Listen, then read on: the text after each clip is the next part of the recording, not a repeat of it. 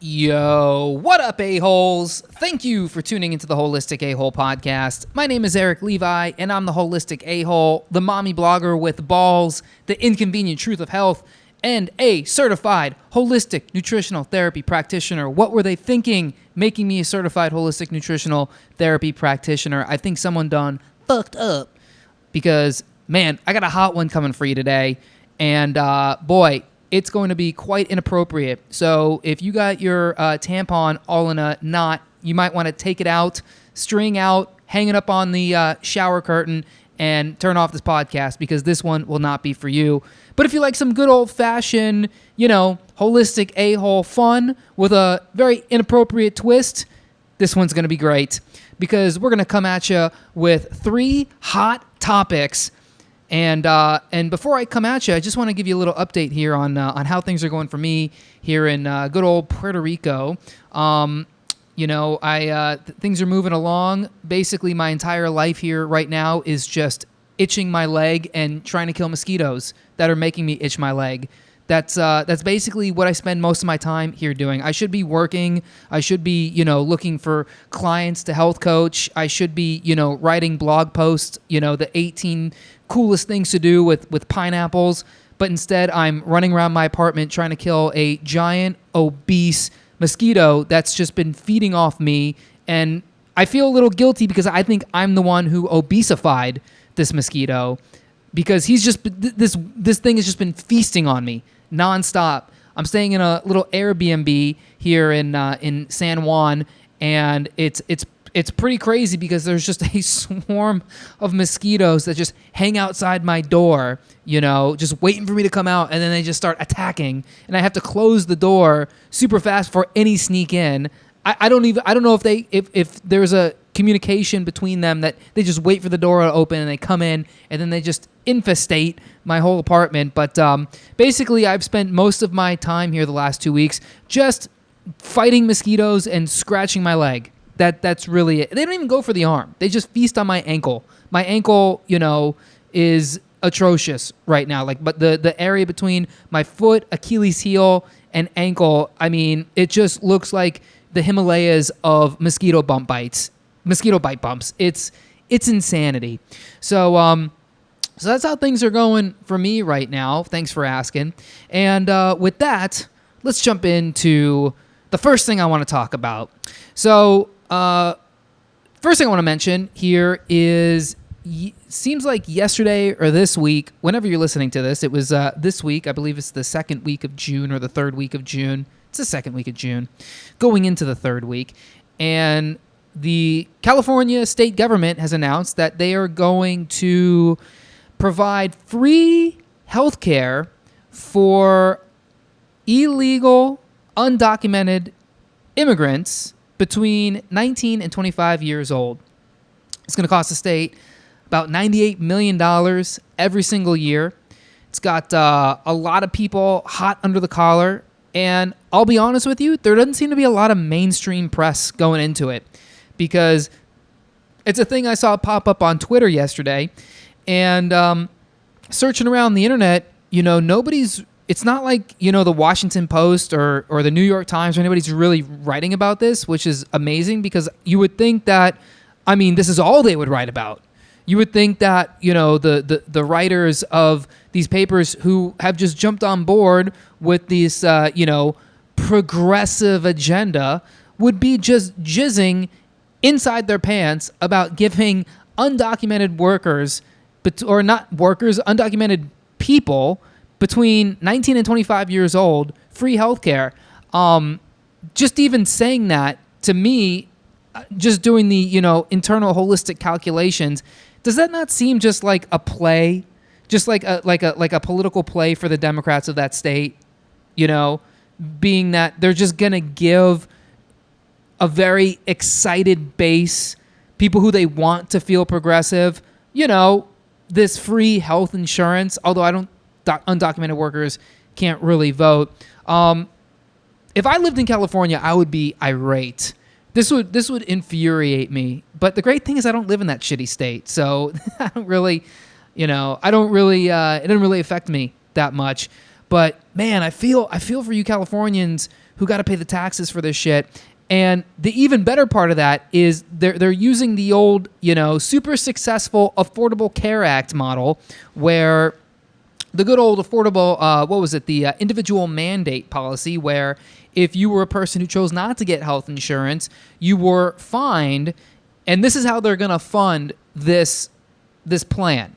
Basically, what they're doing, what California has is a $20 billion surplus in their budget, and they're going to use a little bit of that, like a little bit of it, but this is going to be paid for by people who have chosen to not have health insurance, and they're going to pay the fine so that they don't even get the benefit of choosing to not have health insurance. Like, there's no, you don't have to have health insurance, but here's another option for you. Like, maybe we'll take that money, or maybe we'll take some tax dollars and build, like a new bridge or like a playground in your neighborhood or like a library or something. No, we're just gonna give that money to people who aren't even supposed to be here in the first place, free healthcare.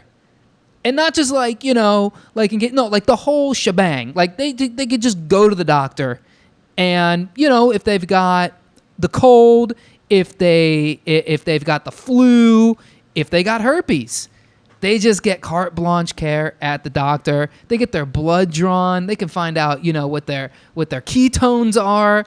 They can see what their blood pressure is. 19 to 25. I mean, talk about a group of people that absolutely could live without health insurance. That should be able, we're talking about like biologically, should be able to live without health care, You're 19 to 25. Your body is in peak condition. Your body is in peak shape. I'm 37. I don't have health insurance, and I don't get sick. I know I had the sniffles a couple weeks ago. That was, that was what it was. But, dog, I don't get sick. 37. If I was 19 and knew the shit I knew now at 19, my body would be a tank. I would punch holes in concrete walls. I wouldn't give a fuck. When I was 19 to 25, I didn't give a fuck. So 19 to 25, people who aren't supposed to be here, they're not even paying taxes. They contribute, nothing to the official system. Now, granted, I'm not saying they're lazy. I know they work. In fact, this was my favorite quote I found about this whole thing. Actually came from CNN.com. Cynthia Buisa, executive director of the advocacy group, California Immigrant Policy Center, argues that healthier immigrants can be more productive. Quote, they can work longer. They can contribute to our economy better, she said. Let me translate that to you. Progressives who are just, losing your minds about this. Basically what she's saying is we need to give these people healthcare so they can go pick our vegetables. We need to give them free healthcare so that they don't lose, a day of work with the sniffles so they can be out in the fields picking strawberries. If they get an owie on their hand from picking strawberries, or, if they're exposed to toxic pesticides, they can go get that shit. They can go get their antibiotics and then get back in the fields. Or they can, they can go get their inhalers or whatever they need. They can get their drugs so they can get back on the lots and keep building the houses and keep building the buildings that, the wealthy people in California or whatever your tax bracket is can work in. And it's all thanks to the people who have chosen to go the holistic a-hole route and not get health insurance and force themselves to figure their shit out on their own. Eat the strawberries that the illegals are going to pick. So the whole thing is just bonkers. And I think the even better part of this is that not only are they giving this to 19 to 25-year-olds, illegal immigrants, they're not giving this to not just legal immigrants, but legal people, citizens of the United States. Are like, fuck them. Even better, they could cover the older illegal immigrants. They could cover the ages 25 and older immigrants who are the ones who probably actually need the health care, the ones with the real problems, the diabetes, the breathing problems, all the diseases you get when you're older. But they said it would cost $3.4 billion to cover those people. So basically what they did is they hedged their bets, right? They shorted the market and they said, well, we're going to just go take 98 million, basically $100 million. We're going to take a third of the real expense to cover all the illegals. And we're just going to cover this small group, 19 to 25 year olds. And the older folks, you know, that's $3.5 billion. I mean, that's like, you really want us to, like, we could, you know, like we could do so much with that money. You know what I mean? Like we could just like keep it in the fund that and pay for Nancy Pelosi's private jets, you know, so she can go to the pizza parlor where they sell young kids off or whatever that fucking thing is. I mean, it's just disgusting. And they have $20 billion in surplus that they're just not going to.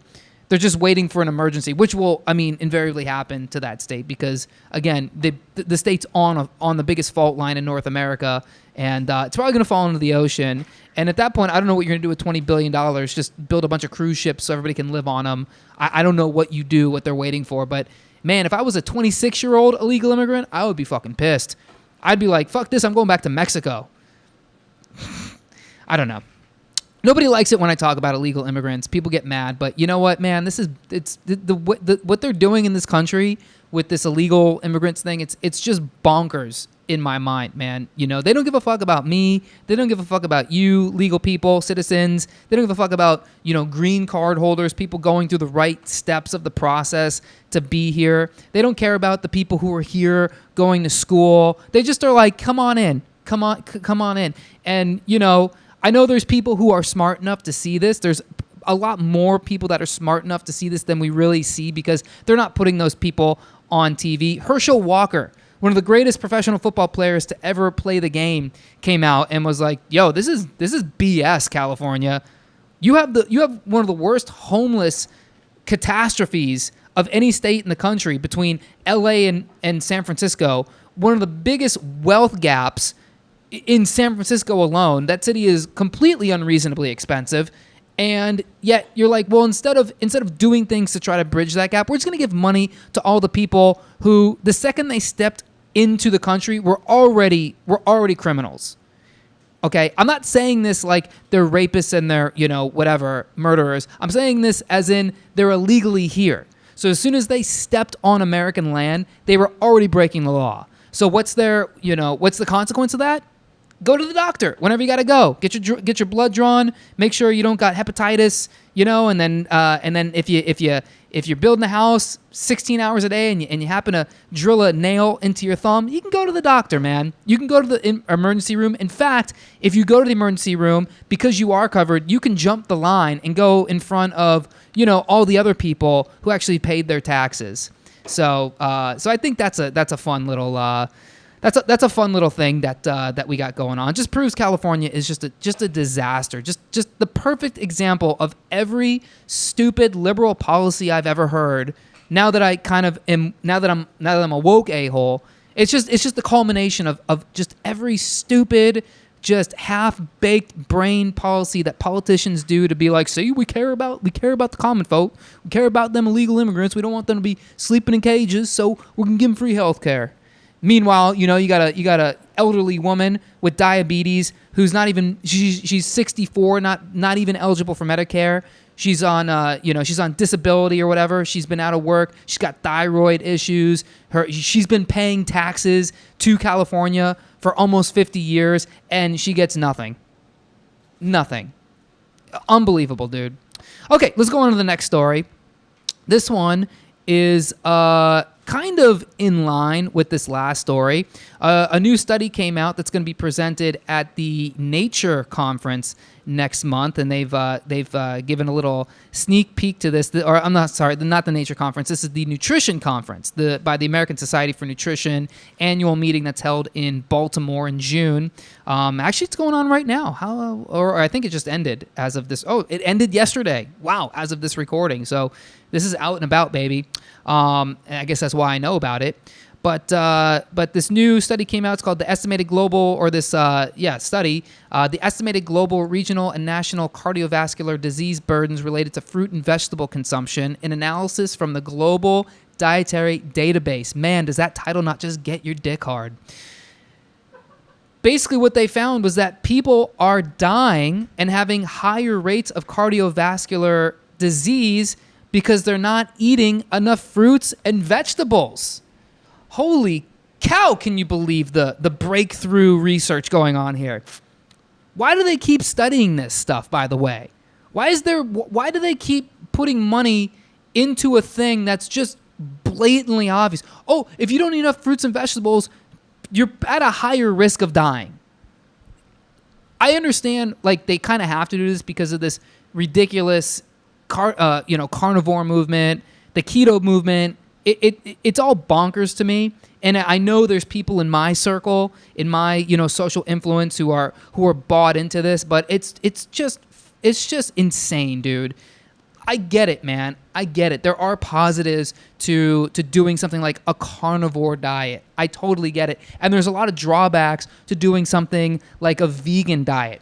But have we ever just thought maybe, just maybe, we could just take the best parts of both of those worlds and just have a balanced diet? Has anybody, I want to propose an idea that I know is going to be revolutionary, and I'll gladly take all the credit for bringing this to light here in 2019. But, you can have a diet where you eat animal products and fruits and vegetables. Is this too much for people to handle? Is this even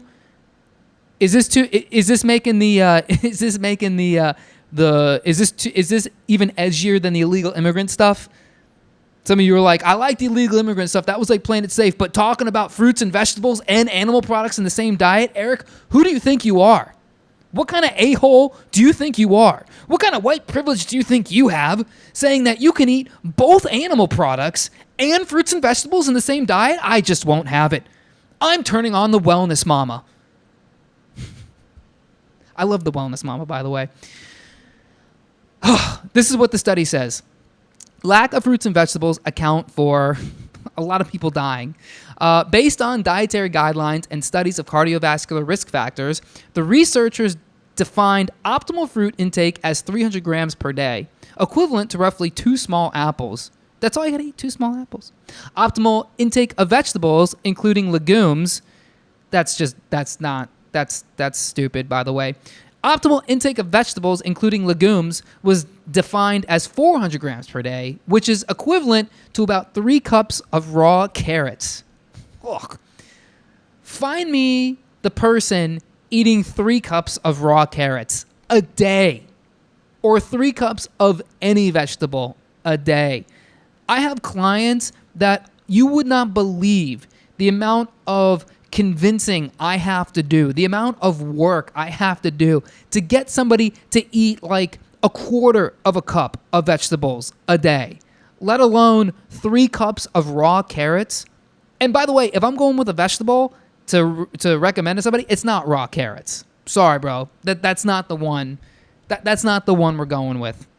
I mean, carrots are great. They definitely have their place, but I mean, that's like really kind of letting people off easy. That's like the methadone vegetable.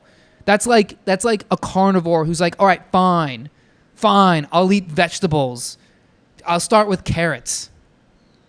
Carrots are like what you give people who are whose blood sugar is all over the place. They can't not have sugar. And you're like, well, instead of eating popsicles every day, why don't you try eating some carrots? I'm going, kale, collard greens. We're going, green shit. We're going spinach. Although, spinach is kind of controversial. Swiss chard, watercress, parsley. I mean, there's so many great vegetables, but whatever. But that's a lot to ask for somebody, like 2 small apples and 3 cups of raw. Like, who's doing that? Of course people are dying because they're not. If you have to eat that much to avoid that. By the way, that's nowhere in the dietary recommendations. 3 cups of raw carrots a day. Give me a break, dude. Scientists have estimated that suboptimal fruit consumption results in nearly 1.3 million deaths from stroke and more than 520,000 deaths from coronary heart disease worldwide each year. That's a lot.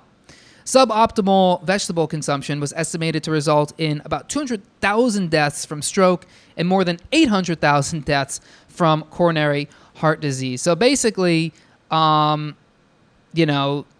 kind of mixed, right? Like if you're not eating your vegetables,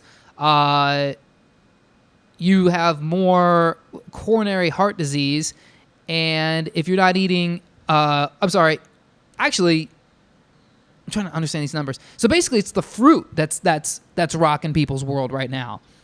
People just aren't eating enough fruit, which of course makes sense because there's all this propaganda out there saying that, fruit's the devil. That the reason there's this obesity epidemic is because of fruit. This is like the whole keto thing, right? People tracking their macros. I'm in like so many keto groups on Facebook.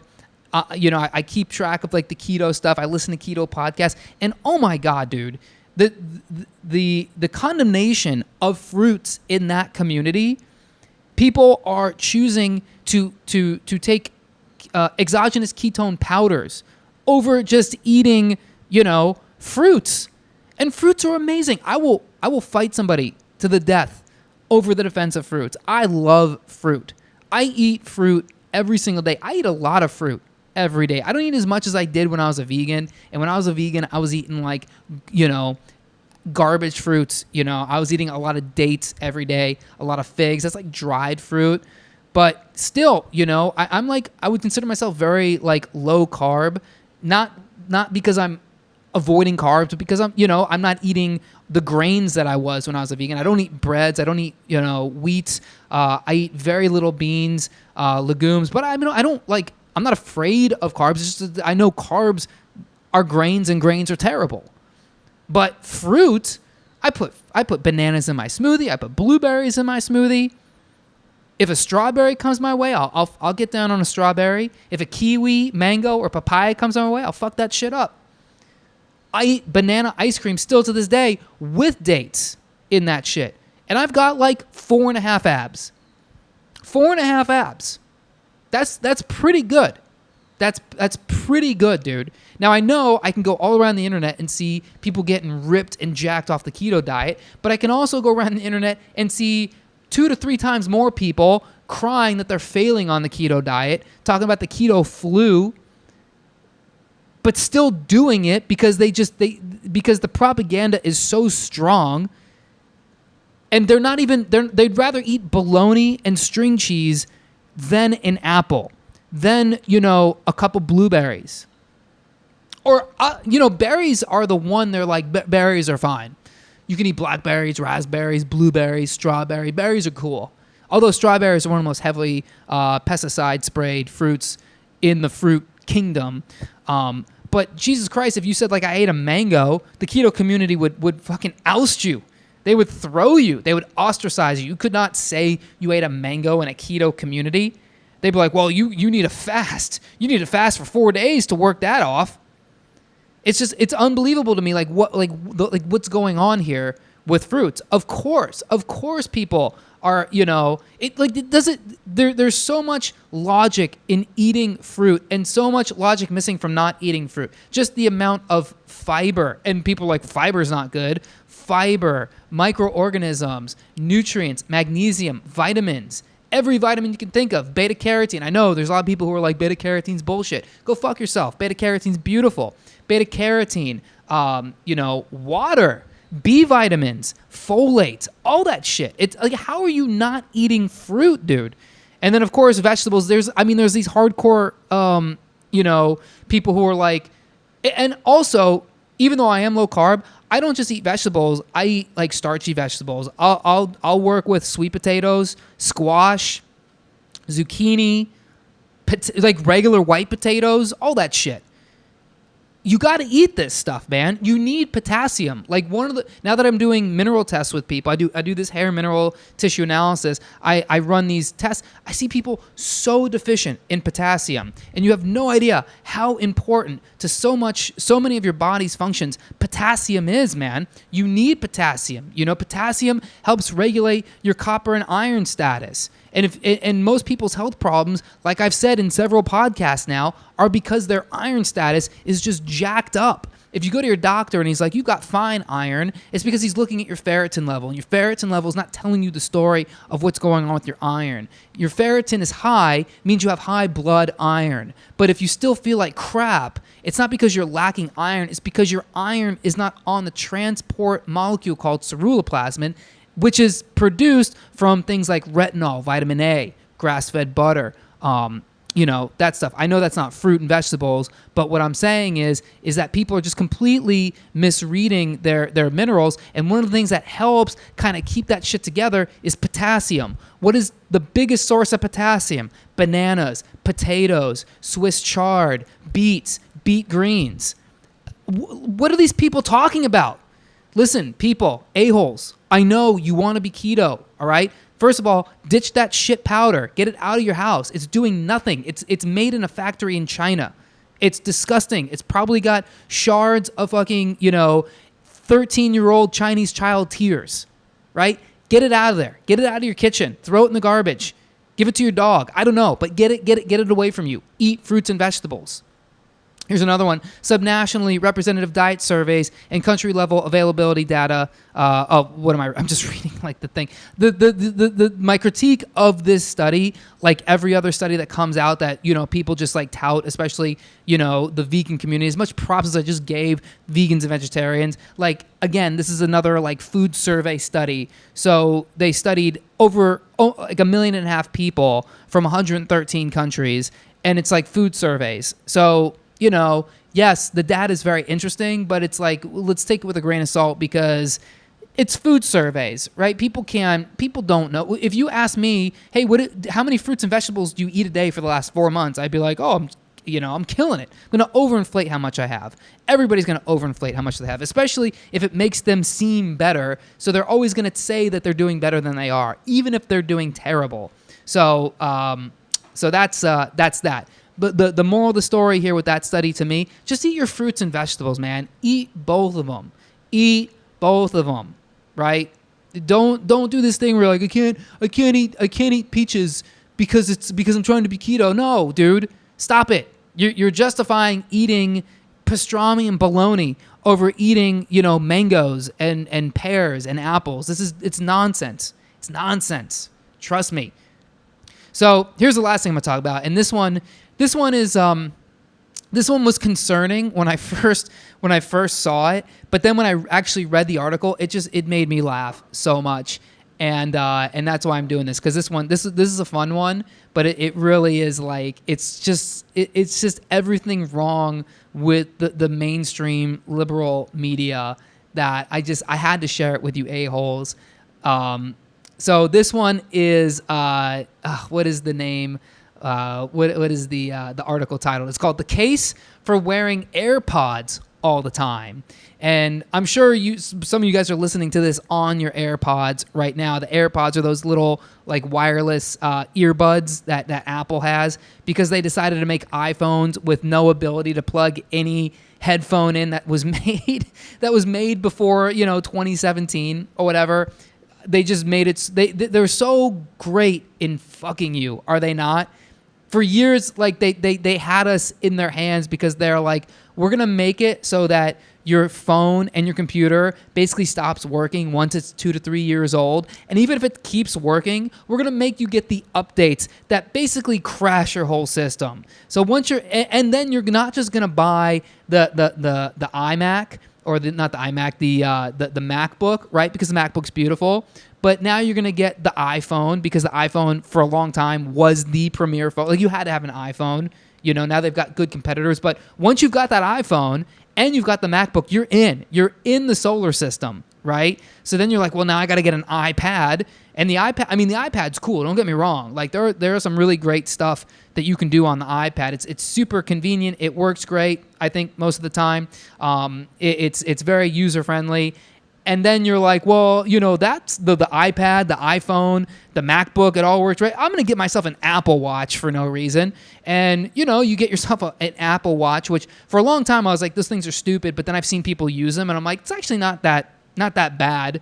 But meanwhile, you're just drowning yourself in 5G, in Wi-Fi, Bluetooth, EMFs. You're basically just dousing yourself with all of the research that we've talked about in previous episodes. That's the problem with this Wi-Fi, Bluetooth, basically EMF technology that people refuse to acknowledge. Why do we keep getting sick, Eric? I don't know, because you're just dousing your body with radioactive, miniature waves, weakening your cell's defense system, relying on science that was faulty when it was first conducted in 1989, and refused to accept the fact that, I don't know, maybe it was done because it was paid for by the telecommunications companies, and it's just too inconvenient to try to switch your ways. So we're just gonna say fuck it and go full bore. Just Thelma and Louise that shit right off the cliff. Why not, right?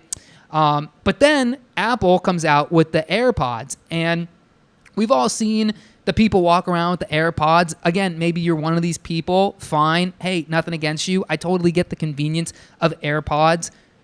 Like I for a long time I was using wireless earbuds, and they were great because I would be in the gym, and there's nothing better than just having wireless earbuds and having your phone kind of off to the side. You can just bust out all of the awesome, CrossFit workouts. You can do your hang cleans, your snatches, you can do squats, you can do the farmer's carries, you can do all of this stuff because you don't have cords hanging everywhere, and it just makes things great. And then I started researching EMF, and I was like, nope, gotta go back to the 1800s and use the wired headphones.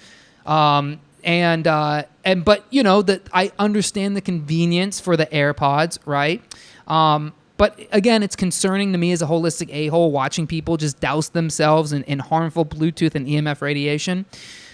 But now you're getting to a point where it's like people just kind of default have them in all the time. People, even when they're not listening to anything, if they're not talking on the phone, the AirPods are just still in the headphones. And, look, I'm old school, right? I'm not going to sit here and be like, I'm like a grandpa and I was walking 5 miles to school every day in the snow. But I mean, I remember, I'm lucky enough to remember a time before my life was just everything online, although that time is very hard to remember as time goes on. But I don't feel the need. I like the idea of still being humans and still having my earbuds out, even though that's like kind of rare for me because I'm just always listening to podcasts or something. But I like the idea of just taking that stuff out and just like having interactions with people in person. Of course, like I lived in New York for years, so it was like that's just kind of like what you do. Really the only way to really appreciate the city is to take that shit out of your ears and just listen to the sounds. Just be present, right? That's what we're talking about. Holistic a-holes. Just be present, no matter, even if your nutrition's not right. Just be present in life. For your anxiety, for your mental health, just because you're only here for a short amount of time. So why would you not just be present as much as possible? But so this article in The Atlantic written by Marina Koren. Again, I don't read this stuff, so I don't know who this is, but I'd imagine, I probably don't see eye to eye with this person on a lot of things, but man, she really is hilarious in her writing. So she's talking about the idea that we instead of this thing of like, where people are humans and they take the earpods out and they're respectful to each other and when they talk, the earpods are out so somebody's listening to you. She's just like, look, we have to stop. We have to stop this madness of people listening to things in person, to having communication with each other where we're both fully attentive on each other's presence, and we just got to keep the AirPods in at all time, right? And so she's talking about these examples. Really, it's for women's. She's preaching this for women's safety, so that when they're walking down the street and some high qualified, very well articulate strapping young man starts catcalling them or complimenting them in very derogatory terms. and gets upset when they're not listening. If you have the ear pods in as a woman, now you have an excuse for not having to basically ignore that person. And there is this like psychological phenomenon where people won't catcall you as much as a woman if you got ear pods in, because they're like, well, this bitch ain't listening to me anyway, so what am I going to waste my time with her for? And a lot of people, a lot of women are doing this and are seeing the benefit. You know, I'm not a woman. I don't know what it's like to get catcalled. I'd imagine, especially in like big cities, it's got to be pretty frightening. It's got to be pretty frightening walking around as a woman and just getting, you know, catcalled and hollered at. And look, I've seen these dudes. I've been friends with these dudes. I'll be honest, I've been this dude. Although I never catcalled as a single guy. But, you know, yeah, you want to like go up to a girl, want to talk to her. This is how we've procreated for millions of years. Right? Dude, you got to have the balls to walk up to a girl and talk to her. The Tinder wasn't always there. There was a time where you'd have to just like shout at a girl, you know, from a construction site with a construction vest on and be like, yo, mommy, I like them hips. And maybe she might turn around and say, well, thank you. What are you doing later? I'm coming to your place. Sure, it's happened. Why would you keep doing it if it's never happened? So the idea with this is to keep the AirPods in at all times so that you don't have to have those interactions. And so, you know, there's been some success with it. But I want to read you probably my favorite quote I've ever read in anything. And I've read a lot of stuff. You know, I don't read blogs. I don't read a lot of stuff online. I read books. You know, I read like scholarly articles. I read studies because I'm better than you. But this passage I'm going to read to you right now might actually convince me to sign up for a membership to The Atlantic, or at least follow the author of this article. Again, her name is Marina Koren, online, and just read everything she's ever written, because this like made me laugh out loud. And I don't laugh out loud at stuff I read, but oh my God, I'm just going to read it. Okay. Quote, headphones act as both cue and barrier. They convey an air of unavailability that warns strangers not to bother and provide a membrane of protection when someone decides to anyway. Suspended in a state of plausible aloofness, people with headphones plugged in their ears can pretend they didn't hear those comments and keep on walking. She's talking like catcalling and etc. Before I started wearing headphones, catcallers who felt that they were being intentionally ignored would sometimes follow me, touch me, or say increasingly graphic things, sexual, racial, violent, says Whitney Lee, an attorney in Washington, D.C. Quote, when they believe that I'm only ignoring them because I can't hear them, they tend to disengage faster. End quote. Again, I'm all for that. As a woman, whatever your defense is, you got to do it. It sucks that we've come to this as a society, but I understand. I can empathize with that, right? Back to the article. Even if the headphones can't stop a bad situation, they can help their wearers cope with the encounter. On a recent morning, Annie Glissman, a marketing manager in Chicago, was wearing her Apple EarPods on the train when the car emptied out. A man entered from an adjacent car, sat down next to her, and began to masturbate. Glissman didn't move, afraid a reaction might somehow make the situation worse. I don't know if the situation can get worse. I don't know what you're anticipating could possibly happen from that point forward, because that's about as bad as it's going to get. If a dude comes up to you on an empty train as a woman, doesn't even introduce himself, doesn't say, how do you do, madame, but just starts masturbating, I think that's pretty much the worst case scenario.